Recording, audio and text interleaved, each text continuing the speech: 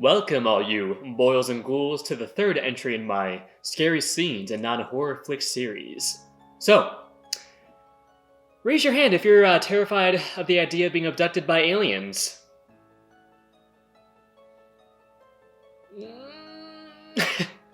I can imagine some of you are giggling right now. Well, in this episode, I'm going to be analyzing one of the most infamous alien abduction scenes in film history.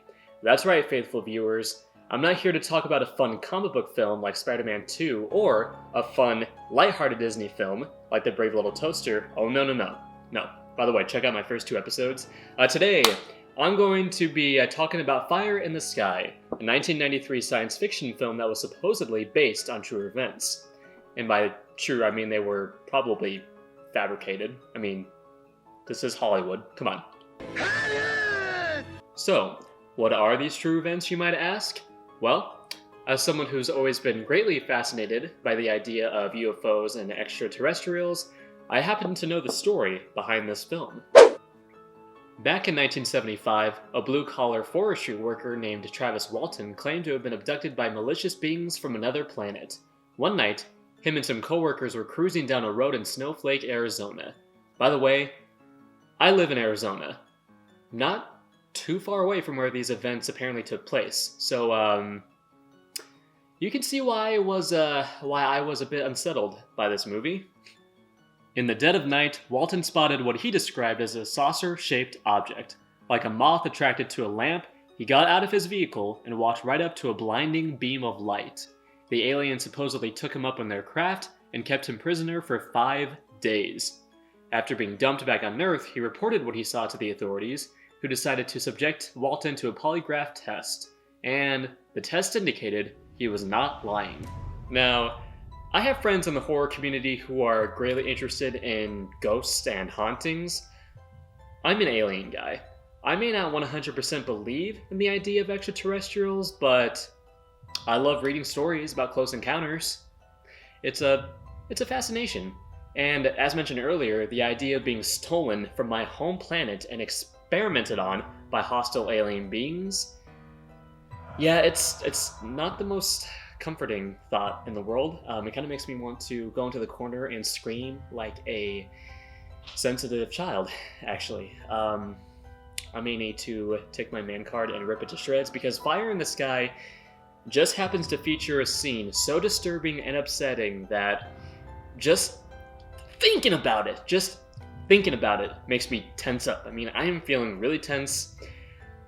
I'm going to be focusing squarely on the climax of this sequence, where Travis is being experimented on, so get ready, guys. I'm going to steal a line from M. Night Shyamalan's Signs. What you're about to see may disturb you.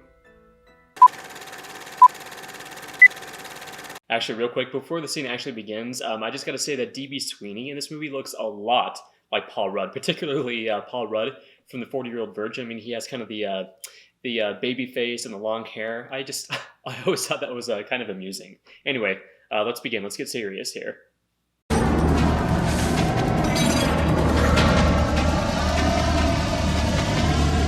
Okay, so the visual effects in this movie were overseen by Industrial Light and Magic, the same company that worked on the Star Wars films, and it's very apparent, like in this shot where Travis is being dragged by this dark, just desolate hallway, that the aliens are stuntmen in suits, but what the director does here is that he actually keeps the aliens like mostly out of focus. Like they're basically blurred images moving down a dark hallway. So even if the suits didn't look entirely, convincing, you honestly aren't focused on that. You're actually focused on the glasses that are floating like on screen. And actually, I just have to say this, one of the lenses here is actually slightly cracked, I believe, and that's a bit of foreshadowing, particularly if you know how this sequence ends.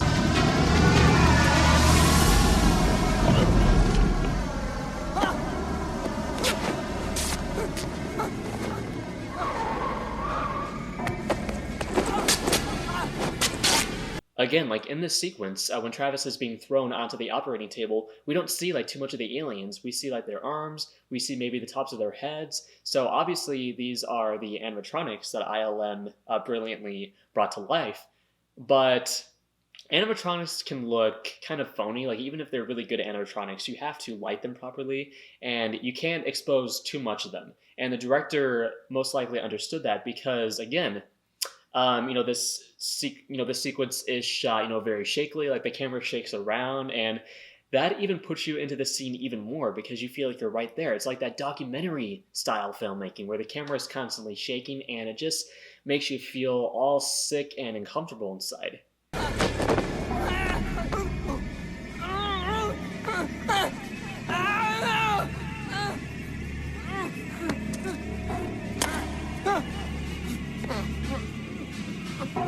Okay, so you can kind of see it here. The alien heads are a little bit jerky. They do look more like animatronics, like in these shots. But again, the shots are very brief, and these aliens do have very mean expressions. Like they hardly change like faces at all. They just look very sinister and ominous. Like they all have scowls on their faces. Like they're actually disgusted by this creature that they brought aboard their ship, and they're ready to do some horrific things to him. My God.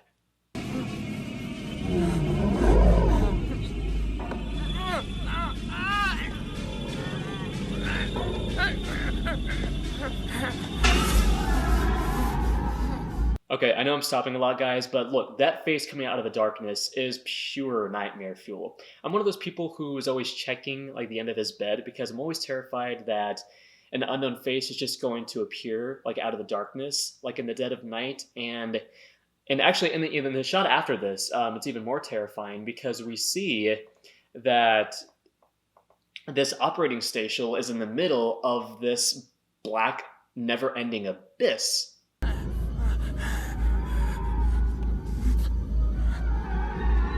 Like, just this image alone, like, this is absolutely unnerving because there's only one source of light. He is surrounded by complete darkness. This room is almost entirely black. Like, there could be anything in there. There could be other aliens watching him for all we know. They could be laughing at him.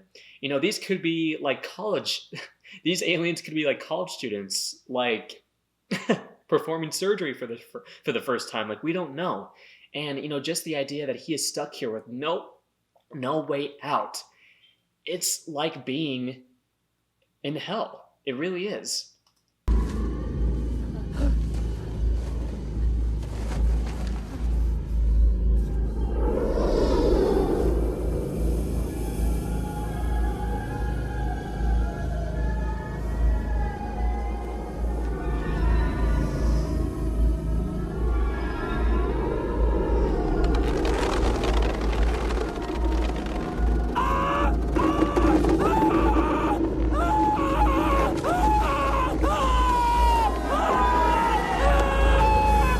He is screaming bloody murder here, and the aliens just don't care. This would be like a group of humans experimenting on a rat. Like the rat might be screaming for its life, but the people involved in the experiments wouldn't care. And the aliens just look so annoyed at this pitiful human, and they decide to shut him up by covering his face with that material. Which, by the way, I'm slightly claustrophobic, so seeing him being enveloped in this strange material, it's just so scary. And I'm sure it's immobilized him. I'm sure he can't move. He is stuck on this table. They can do anything. He is at the mercy of these things. And I'm getting all worked up here. Let's continue watching the scene. Or maybe we should stop. I think I'm freaking myself out here.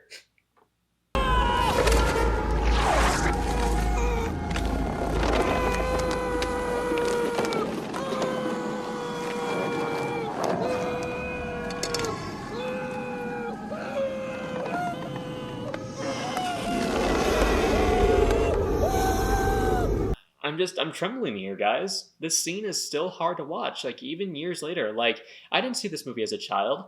Unlike The Brave Little Toaster, I saw this movie as an adult. So, this movie still has the power to shock and unnerve a 27-year-old adult like myself.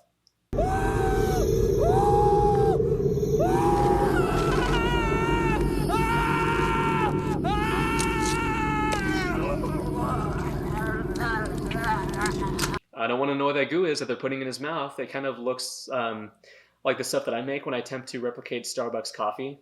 It just looks gelatinous and disgusting, and I'm sure it tastes like garbage. Sure it does.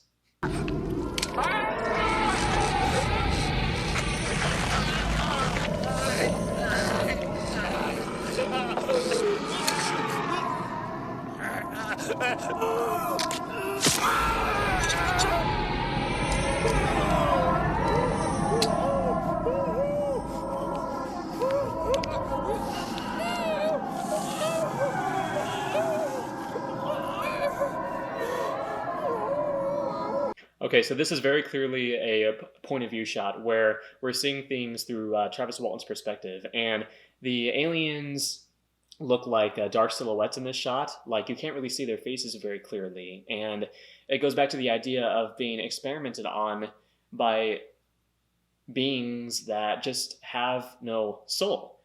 These aliens probably feel nothing. They're just these dark beings devoid of any soul.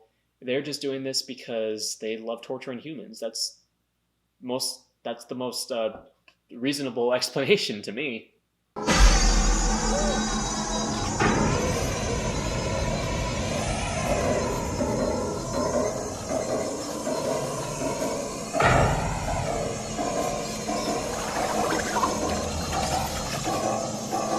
Okay, so Italian director Lucio Fulci, who brought us such films as The Beyond and Zombie, aka Zombie 2, had a thing about eyes. He always loved to include scenes in which characters' eyes were being mutilated.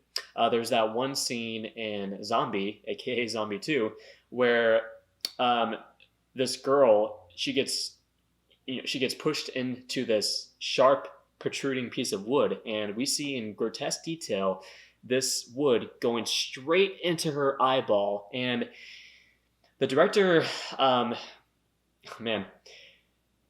director of this movie must be a big Lucio Fulci fan, because what they do in this sequence, you have this object, this machine that is slowly descending from the ceiling. It is moving at a snail's pace, and to make matters worse, it is moving towards his exposed eyeball.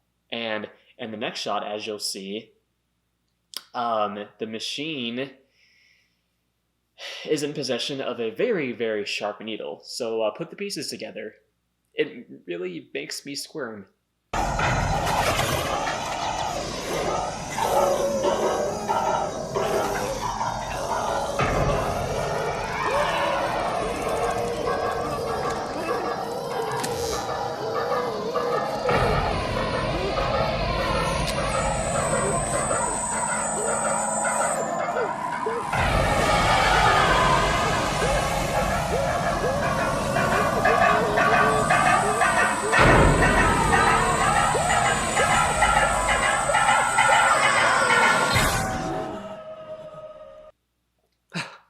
Grogu?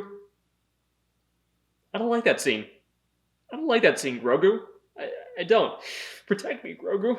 Actually, no, don't. You're an alien. Get the fuck away from me. Oh my god. Okay, so I made it through. That scene is still exceedingly disturbing. And I wasn't joking, guys. That scene really did a number on me. As someone who is terrified of being abducted by aliens, even though it most likely will never happen, and someone who also harbors a fear of sharp needles going into my eyeballs, this scene definitely taps into some of my deepest fears. Although I will say this, guys, what transpires here is very, very different than what supposedly happened in real life. I mean, if you read Travis Walton's accounts of when he was abducted, he apparently just walked into the aliens' operating room and scared them off by cursing at them. Like, he basically just started cursing at them. He screamed at the aliens, and the aliens were apparently like, "Whoa, calm down, bro." So they didn't even get a chance to operate on him. They just dumped him back on Earth because he was being a little bit too intense. And apparently, one of the filmmakers, it might have been one of the producers. Apparently, they thought that the real event was too tame and straightforward, not cinematic at all. So they forced the screenwriter to come up with something much more unnerving and terrifying, and that is the reason why this sequence exists, because producers wanted to disturb the heck out of us, and they succeeded. This scene is still seen as one of the best alien abduction bits of all time. This film is nearly 30 years old, and honestly, I have yet to come across a film that so well encapsulates the fear of being abducted. This film did a phenomenal job, even though the majority of it is kind of bland and kind of monotonous. Like the majority of the film is just these bland townspeople trying to discover what really happened to Travis Walton. But this movie is worth it just for this ending sequence alone, and there's more to this ending sequence. I mean, I didn't even show the bit where he first wakes up on the alien ship, but I don't want to spoil too much more because I do urge you guys to watch this. It's not necessarily a horror movie, but the last 15 minutes are truly terrifying. So yes, as someone who is fascinated by UFOs and aliens, I can only hope that they actually don't exist, because if something like this ever happened to me, honestly, I don't know what I would do with myself. Anyway, guys, I'm just rambling at this point. I did enjoy talking about this scene with you guys, and I apologize if this scene disturbed any of you. I mean, you can only imagine what it did to someone like me, who is afraid of this kind of stuff. But yes, guys, thank you so much for joining me in my analyzation of the alien abduction sequence in Fire in the Sky. I hope you guys enjoyed this video, and if you have any suggestions as far as scenes that you would like me to analyze in the future, scary scenes and non-horror flicks, I have some ideas, I have some things in the works, some things I've been cooking up, but please leave your suggestions down below. If you like this, go ahead and subscribe to our YouTube channel, Around the Clock Frights. Have a very scary evening, boils and ghouls, and whatever you do, if you come across a flying saucer in the middle of the forest, please don't approach it. Just don't do it. That's a rule that all humanity should live by, to be honest. But thank you again, guys. Take care, and I'm going to go pick up Grogu and give him a hug, because I feel kind of bad. He's just kind of laying there on the floor. Sorry, Grogu. Take care, guys. See ya.